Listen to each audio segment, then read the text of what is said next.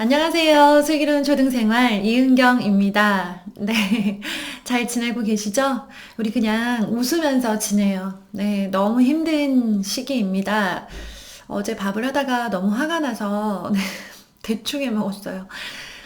많이 힘드시죠? 직장 다니시는 분들, 집에 계신 어머님들, 그리고 재택근무로 돌리신 어머님들, 다양한 상황에 계실 거예요. 그리고 아이를 이제 멀리 친척집, 부모님 댁에다가 이제 이렇게 부탁드린 가정도 있으실 거고, 상황이 참 각자마다 어려운 상황들이 계속되고 있습니다. 더 절망스러운 건 끝이 언제일지 모른다는 거죠.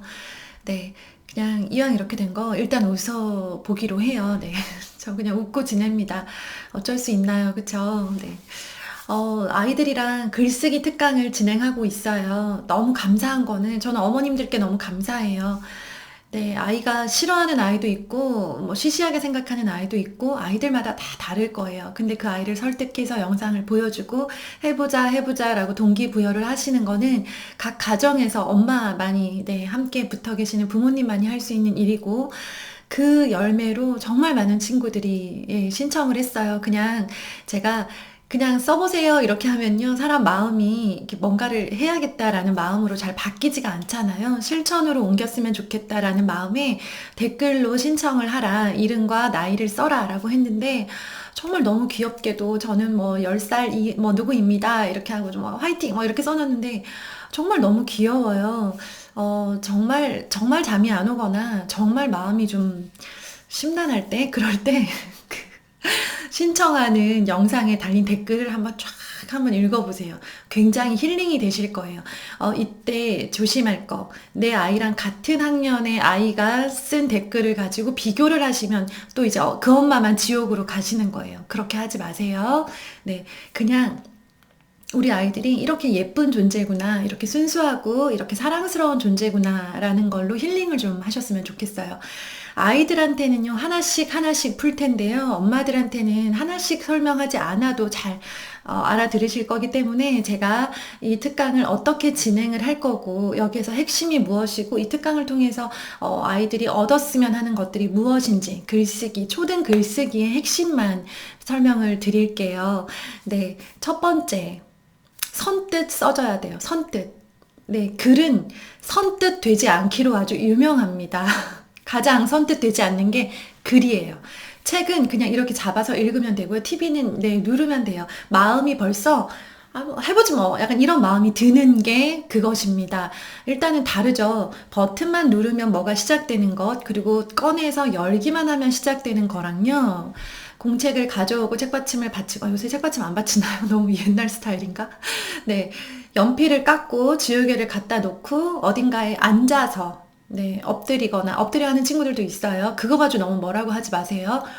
엎드리거나 책상에 앉거나 식탁에 앉거나, 뭔가는 도구가 독서, TV 시청, 유튜브보다는 도구가 더 많이 필요해요. 하나라도 빠지면 하다가 또 일어나서 가지러 가야 돼요. 준비 자체가 시간이 오래 걸려요. 그러니까 일단 시작하기가 참 어려워요. 자주 해야 되는데요. 자주 선뜻해야 되는데요. 이게 벌써 준비부터 좀 싫다 보니까 자주 안 하게 돼요. 하루에 책을 막 하루 종일 보는 아이들, 혹은 틈나면 책을 보는 아이들도요. 틈나면 글을 쓰는 친구들은 잘 없을 거예요. 제가 왠지 그런 것 같아서, 그러니까 저희 반 친구들 봤을 때도요, 글을 좋아서 쓰는 친구들은 반 전체 30명 중에 한 많아야 3명 정도였던 걸 기억을 떠올려서 오프라인 강연을 갔을 때, 배웠을 때 어머님들께 좀 조사를 해봤어요.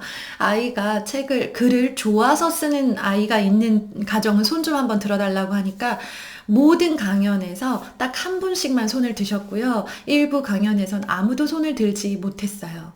네, 그만큼 글 쓰는 게 귀찮습니다. 귀찮음을 이겨내는 방법, 네, 막 쓰게 하셔야 돼요. 막. 이게 열기만 하면 잘 써야 된다는 압박감 때문에 차라리 열지 않겠어를 택하시면 안 돼요. 못 써도 좋으니까 일단 뭐라도 쓰자. 그리고 일단 한 바닥 그냥 채우자라는 마음으로 글은 접근을 하셔야 되고요. 아이의 글이 논리적이지 않고 주제가 선명하지 않고 맞춤법이 엉망이라는 이유로 이 글 쓴 것 자체를 지적하실 필요가 전혀 없어요. 이 아이가 선뜻 자주 막 친숙하게 아무 때나 그냥 막 갖다가 글을 쓸 수 있는 환경이다. 그런 분위기다. 그러면 정말 잘하시는 거예요. 그러려면 네, 공책을 그리고 종이를 너무 네, 정해진 장소에만 두지 마세요. 막 흩으세요. 그러니까 어떤 느낌이냐면 우리가 책을 아이들 많이 읽게 하고 싶을 때 책을 막 깔죠. 제가 말씀드렸던 거 책을 깔으시라라고 말씀을 드렸는데요.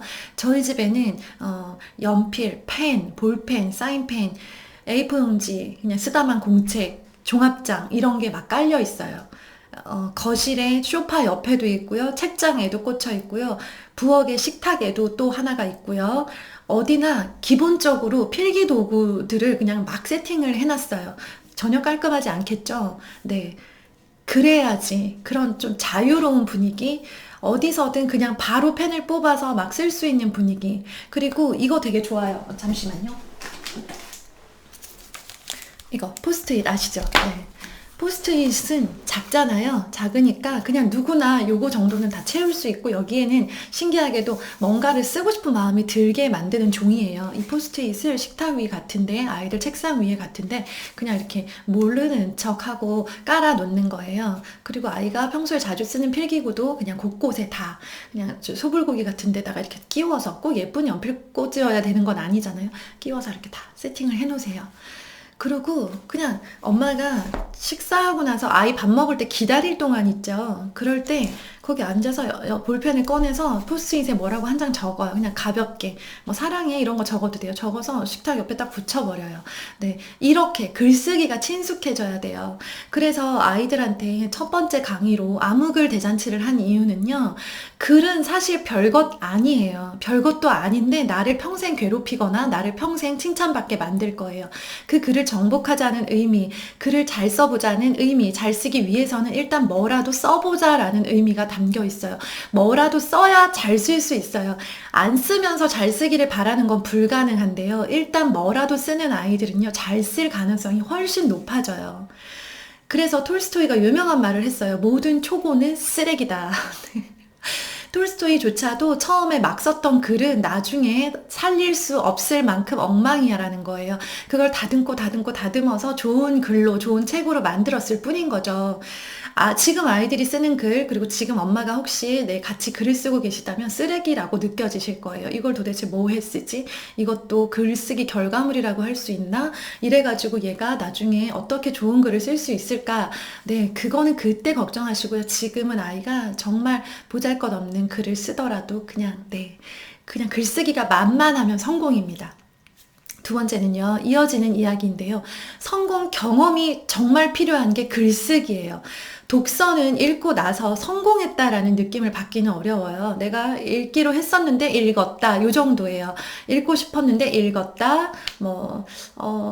이거 오늘 읽어야 될 책이니까 읽었다. 이 정도거든요. 그런데 글쓰기는요, 결과물이 뚜렷이 보이기 때문에 이것이 성공이냐, 실패냐, 혹은 성공했는데 도전을 마쳤냐, 마치지 못했냐라고 하는 그런 뚜렷한 경계가 있어요. 그래서 글쓰기를 싫어하거나 못하는 어른들의 특징은요, 어렸을 때 글쓰기 때문에 혼났거나 칭찬을 한 번도 받지 못했거나 글쓰기 때문에 친구들보다 비교했을 때 잘하지 못했다라고 하는 본인만의 안 좋은 기억이 있는 사람들이에요. 그런데요, 어른이 되어서 글쓰기를 좀 겁없어 하고, 그리고 물론 학생 때도 마찬가지지만, 유난히 글쓰기 쪽으로 조금 친밀하다, 글쓰기를 좀 만만히 여기고 열심히 한다 하는 사람들의 특징을 찾아보면요, 글과 관련된 성공 경험이 있어요.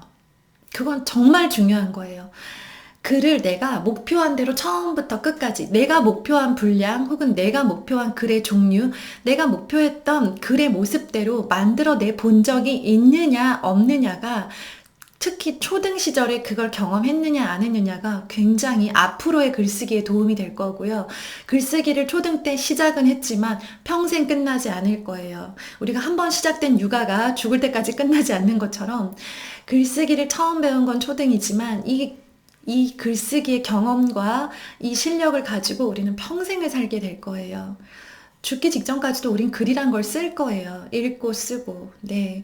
그렇다면 제가 아이들한테도 강조했던 말, 싫다고 못하는 걸로 만들어 버리지 말고 싫으니까 잘하는 걸로 만들어서 그냥 내가 정복해 버리자. 글쓰기라는 기술을 내가 가져버리자. 자전거를 못하면 평생 데이트할 때도 좀 곤란하고 나중에 자기 자식 가르칠 때도 곤란하고 그렇죠.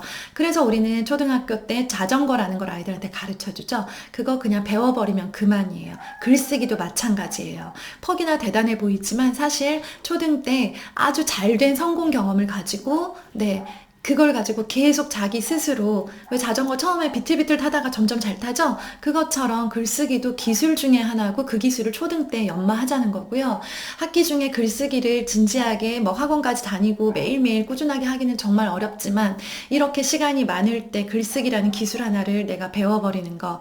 네, 겨울방학에 시간 많을 때 스케이트 배우러 가는 친구들 있죠? 그거랑 똑같다고 생각을 하시면 되고요. 지금 가진 성공 경험을 가지고 이제 평생 살 거예요. 그런데 선생님, 우리 아이는 성공도 했고 제가 집에서 칭찬도 많이 해줬어요. 더 어떤 성공 경험이 필요하죠? 네. 제가 바라는 거 뭐냐면요. 이 아이들이 모두 저희 반 아이들이 아니죠. 그쵸? 네. 저는 이제 학교로 돌아가지 않아요. 저는 저희 둘째 아이 육아 문제로 학교로 다시 돌아갈 수 없는 상황이고요. 저는 그냥 제가 할 수 있는 상황에서 최선을 다해서 제가 직접 만날 수 없지만 이렇게라도 저의 재능을 기부할 수 있는 대상을 찾아서 저 나름의 그런 이제 그 교육 활동을 할 건데요. 집에서 부모님과 그리고 뭐 가족들에게 칭찬을 받았어요. 거기에서 끝나지 않길 바라는 마음이에요. 제 영상을 듣고 강의를 듣고 글쓰기를 따라온 친구들이 개학을 해서 학교에 가서 다른 건 모르겠는데 글을 정말 잘 쓰네요. 정말 재밌게 쓰네요. 글쓰기를 아주 즐거워합니다.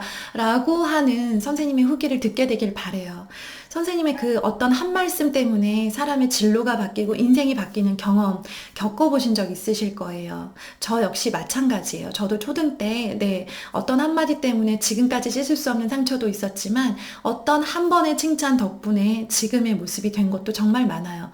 선생님들은요, 잘 쓴 글을 보고 칭찬을 하지 않을 수가 없어요. 워낙에 요즘 친구들이 글을 좀 싫어하고 서툴러요. 글을 우리 어릴 때 비해서 많이 안 쓰죠. 그런데 많이 강요받고 있죠. 다 글쓰기 싫어해요. 반 전체 아이들이 글쓰기를 싫어하고 끙끙 앓고 있는데 거기서 턱턱턱 잘 쓴다.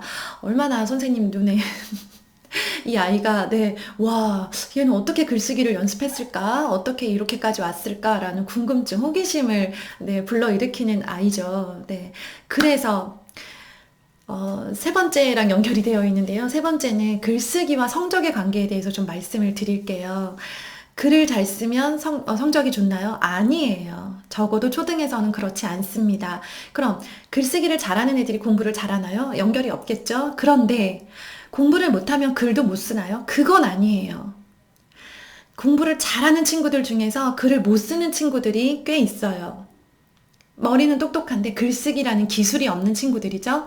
그런데 그렇게 이제 학습 내용을 충분히 소화하지 못하고 있음에도 불구하고 자기가 충분히 쌓아 올린 독서 실력을 바탕으로 글쓰기 경험, 성공 경험을 바탕으로 글을 아주 정말 재미있게 잘 쓰는 친구들이 있어요.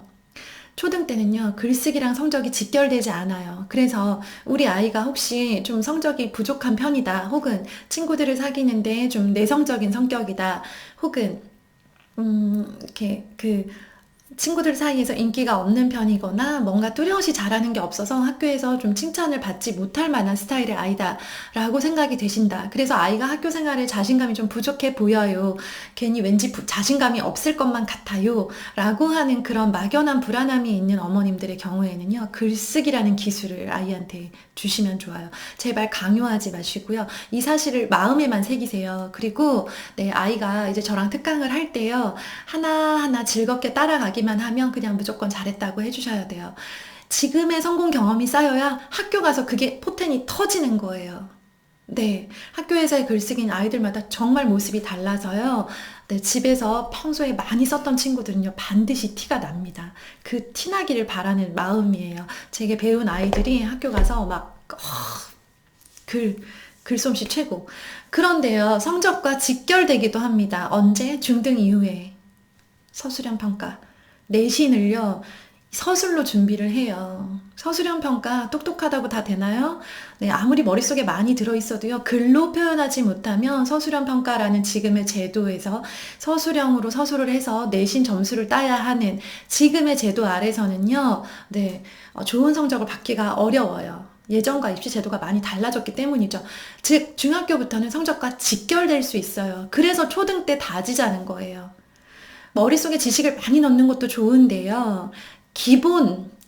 완전 기본, 읽고 쓰는 거, 기본이 되어 있어야 머릿속에 든 정보를, 지식을 정리하고 풀어낼 수 있어요. 결과물로 만들 수 있어요. 제가 글쓰기라는 그 검색어를 넣고 온라인 서점에서 검색을 해봤어요. 글쓰기라고 쳤더니 정말 많이 나오는 책이 뭔지 아세요? 중학교 내신 준비, 서술형 평가 준비, 대비 글쓰기래요. 네. 물론 이제 그 내신 성적을 얻기 위한 그 시험 문제에 나오는 어떤 그 유형이 요구하는 그런 답안을 써내는 능력을 좀 이렇게 팁을 줄 수 있는 책이겠죠. 저도 책을 본 건 아니에요. 제목만 봤습니다. 한두 권이 아니라서 깜짝 놀라면서 봤어요. 그런데 그걸 위해서는 뭐가 필요할까요? 네, 중학교 때 닥쳐서 그 책을 보고 막 답안 쓰는 걸 연습하는 게 아니라 지금 초등 때, 네, 글쓰기가 완전 만만한 일이 되면 되는 거예요. 거기에서 출발을 하자고요. 그래서 제가 네, 주말에도 빠짐없이 저희 집 아이들에게 네, 일기 쓰기와 소설 쓰기, 동화 쓰기, 그냥 엉뚱한 말이라도 좋으니까 무조건 써라 라고 이야기를 하는 건요. 그만큼 중요하고 그만큼 네, 가지고 있으면 도움이 많이 되는 기술이기 때문이에요. 그래서요, 저는 아이들이 글을 만만하게 만들어주는 역할을 할게요. 만만하게, 즐겁게, 나도 잘 쓰네 라고 스스로 착각하도록 만들어줄게요. 초등 때는 그거면 됩니다. 거기에서요, 책을 읽어가면서 논리가 생기고 책을 읽으면서 배경 지식이 생기는 거예요. 그걸 합쳐서 네, 중학교, 고등학교 서술형 평가도 대비하고 논술도 대비하고 대학교 입시도 대비할 거예요. 그거는 그때고요. 일단 지금은 재미있으면 됩니다. 아이가 재미있게 썼으면 무조건 잘 쓴 거라고 해주셔야 돼요. 형광펜 준비하시고요. 글쓰기의 핵심 첫 번째, 완전 막 쓰셔야 돼요. 선뜻 완전 친근하게, 글쓰기는 친근해야 되고요. 두 번째, 글과 관련된 성공 경험, 또렷한 성공 경험이 있다면 정말 좋습니다. 그걸 위해서 지금 대비를 하자고요. 세 번째, 네, 성적과 무관한 것. 지금은 성적과 무관하고요. 중학교부터는 성적과 직결될 거예요. 이 세 가지 글쓰기 핵심 기억하시고요. 아이들이 뭔가를 끄적일 수 있는 환경, 오늘부터 어떻게 조성해 줘야 될까? 우리 집 환경에서 어디다가 종이랑 네, 연필을 깔 것인가, 네, 얼만큼 지저분해도 내가 견딜 수 있을 것인가를 좀 고민을 하시면서 오늘 하루 지내셨으면 좋겠습니다. 감사합니다. 내일 또 뵐게요. 오늘 파이팅 하세요. 특히 대구 분들 파이팅입니다. 이만 줄이겠습니다.